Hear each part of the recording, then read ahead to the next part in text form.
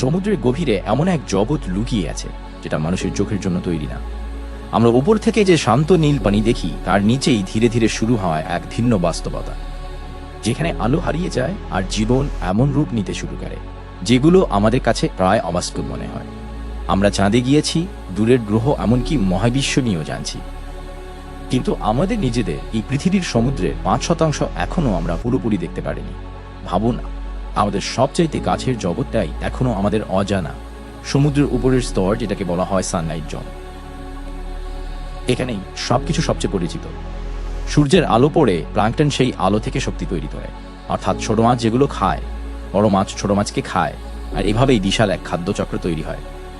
এই সব কিছুই স্বাভাবিক আর আমাদের পরিচিত পৃথিবীর মতোই মনে হয়, কিন্তু আপনি যতই নিচে নামতে থাকবেন, স্বাভাবিক পৃথিবীটা ধীরে ধীরে বদলাতে শুরু করবে।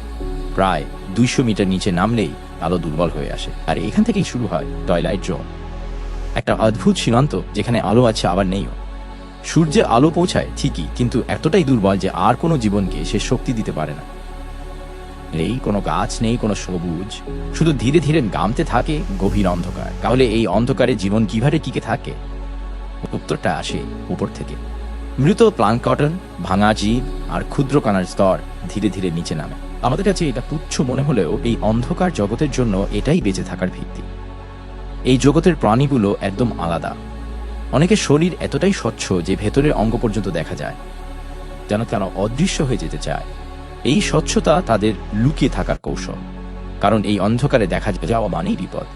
কিন্তু সবাই লুকিয়ে থাকে না, কেউ কেউ অন্ধকারের ভেতরে নিজেই আলো তৈরি করে, যেমন বায়োলুমিনেসেন্স।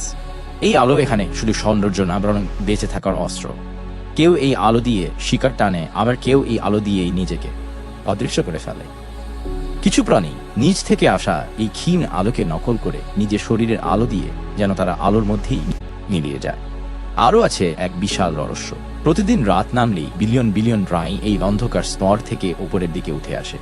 মাছ, স্কুইড, বেবিফিশ সবাই একসাথে তারা খাবারের খোঁজে আসে, আর ভোর হলেই সবাই মিলে আবার নিচে চলে যায়। এই ঘটনাকে বলা হয় ভার্টিক্যাল মাইগ্রেশন, পৃথিবীর সবচাইতে বড় প্রাণী চলাচল। মজার বিষয় হলো, এটা এত বিশাল যে 100 নয় সোলার মেশিন এই প্রাণীদের ঝাঁককে সমুদ্রের তলদেশ ভেবেই ভুল করেছিল। এই টয়লাইট জোনই সেই জায়গা যেখানে পৃথিবীর পরিচিত নিয়ম ভেঙে যেতে শুরু করে। এখানে স্বচ্ছতা হয়ে যায় বরং আলো হয়ে যায় লুকানোর উপায়, আর জীবন এমনভাবে বদলে যায় যেটা আমরা এখনো পুরোপুরি বুঝতে পারিনি। আর এই সীমান্তের নিচে অপেক্ষা করছে আরো গভীর, আরো অন্ধকার, আরো অজানা এক জগৎ। টয়লাইট জোন পার হওয়ার পর সমুদ্রের ভেতরে এমন এক স্তর শুরু হয় যেখানে আলো বলে আর কিছুই থাকে না। এই জায়গাটাকেই বলা হয় মিডনাইট জোন। এখানে কোনো সকাল নেই, কোনো বিকেল নেই, শুধু একটানা অন্ধকার। সূর্যের আলো এখানে কোনোদিনই পৌঁছায় না। তাপমাত্রা প্রায় হিমাঙ্কের কাছাকাছি, আর চাপ এতটাই বেশি যে মানুষের শরীর এখানে এক মুহূর্তও টিকতে পারবে না। তবুও এই অসম্ভব পরিবেশেও জীবন কিন্তু থেমে নেই, বরং তারা আরো অদ্ভুতভাবে নিজেদেরকে বদলে নিয়েছে। এই স্তরের প্রাণীগুলো বেঁচে থাকার জন্য আশ্চর্য সব কৌশল ব্যবহার করে, যেমন ড্রাগন ফিশ, একটা ছোট কিন্তু ভয়ঙ্কর শিকারী, যে এমন এক ধরনের আলো তৈরি করতে পারে যা অন্য কোনো প্রাণী দেখতে পায় না। ফলে সে শিকারীকে সহজেই দেখতে পারে, কিন্তু শিকার তাকে দেখতে পারে না। অন্ধকারের ভেতরেই সে নিজের জন্য এক গোপন সুবিধা তৈরি করে নেয়। আবার কিছু প্রাণী পুরোপুরি অদৃশ্য হয়ে যাওয়া পথ বেছে নিয়েছে। তবে সুই এতটাই কালো যে আলো পড়লেও তা পুরোপুরি শুষে নেয়, ফলে তারা প্রায় ছায়ার মতোই মিলিয়ে যায়। আসলে এই অন্ধকার জগতে দেখা না যাওয়াটাই সবচাইতে বড় নিরাপত্তা।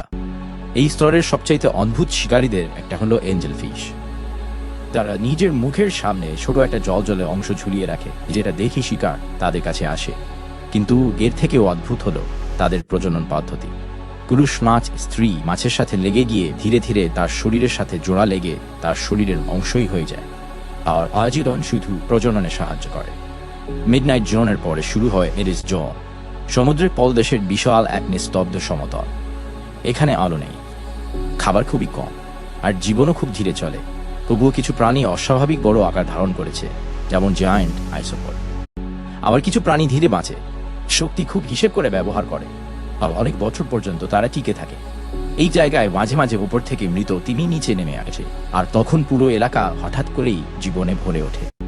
ছোট বড় অসংখ্য প্রাণী সেই দেহকে ঘিরে ফেলে, আর একটা মৃত। তিনি অনেক সময় বছরের পর বছর এই অন্ধকার জগতের জীবন চালিয়ে রাখে খাদ্য ভাণ্ডার হিসেবে। এই এবিস দেখতে ফাঁকা মনে হলেও এখানে প্রতিটা স্তরে লুকিয়ে আছে জীবন। ছোট অণুজীব থেকে অদ্ভুত সব প্রাণী সবাই মিলে এক অদ্ভুত চক্র চালিয়ে যাচ্ছে। এটাই সেই জায়গা যেখানে পৃথিবীর সবচেয়ে বড় এলাকা থাকা সত্ত্বেও এখনো আমরা এর প্রায় কিছুই জানি না। আর এর নিচেই অপেক্ষা করছে আরো গভীর, আরো চাপের এবং আরো রহস্যময় এক জগৎ। এরিসের কয় শুরু হয় সমুদ্রের সবচেয়ে গভীর আর সবচেয়ে রহস্যময় স্তর, হ্যারোল্ড জোন। এই জায়গাটা সাধারণ সমুদ্রতল নয়, বরং বিশাল বিশাল খাবের মতো গর্ত, যেগুলো কয়েক কিলোমিটার পর্যন্ত নিচে নেমে গেছে। এখানে চাপ এতটাই বেশি যে মানুষের কল্পনাও এখানে ঠিকভাবে কাজ করবে না। আপনি যদি এখানে কোনোভাবে পৌঁছাতে পারেন, তাহলে আপনার শরীরের প্রতিটা অংশের উপরে কয়েকশো গুণ চাপ পড়বে। তবুও আশ্চর্যের বিষয় হলো, এই অসম্ভব জায়গাতেও কিন্তু জীবন থেমে নেই। এই গভীরতার অন্যতম উদাহরণ হলো মারিয়ানা ট্রেঞ্চ, পৃথিবীর সবচেয়ে গভীর সমুদ্র খাত।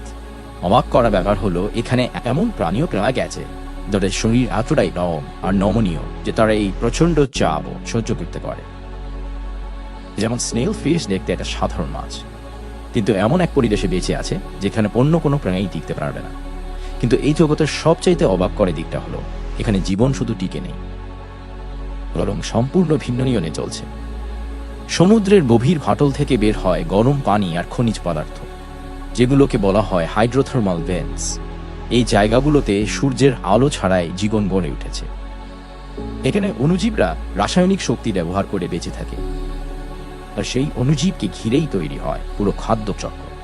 অর্থাৎ এই জগতের জীবনের জন্য কোনো সূর্যের দরকার নেই। এই ধারণাই আমাদের পুরো চিন্তাধারাকে বদলে দেয়। কারণ যদি পৃথিবীর এত গভীরে এত চরম পরিবেশেও জীবন থাকতে পারে, তাহলে মহাকাশের বরফ ঢাকা গ্রহ বা চাঁদগুলোর নিচেও কি এমন কোনো জীবন থাকতে পারে না? এই কারণেই বিজ্ঞানীরা এই গভীর সমুদ্রকে শুধু পৃথিবীর অংশ হিসেবেই দেখছে না। এটা যেন একটা জানালা, যেখান থেকে আমরা পুরো মহাবিশ্বকে বুঝতে পারি। কিন্তু এত কিছুর পরেও এই সমুদ্র জগৎ এখনো প্রায় অজানা। আমরা খুব ছোট একটা অংশই দেখতে পেরেছি, বাকিটা এখনো অন্ধকারে ঢাকা। সমুদ্রের এই গভীর স্তরগুলো আমাদেরকে একটা জিনিস পরিষ্কার করে দেয়, আমরা যতই উন্নত হই, পৃথিবীর অনেক রহস্য এখনো আমাদের ধরা ছোঁয়ার বাইরে। সমুদ্র শুধু পানি না, এটা সম্পূর্ণ আলাদা এক পৃথিবী, যেখানে প্রতিটা স্তরে নতুন নিয়ম, নতুন জীবন, নতুন রহস্য অপেক্ষা করে। হয়তো আমরা এখনো সেই গল্পের শুরুতেই আছি।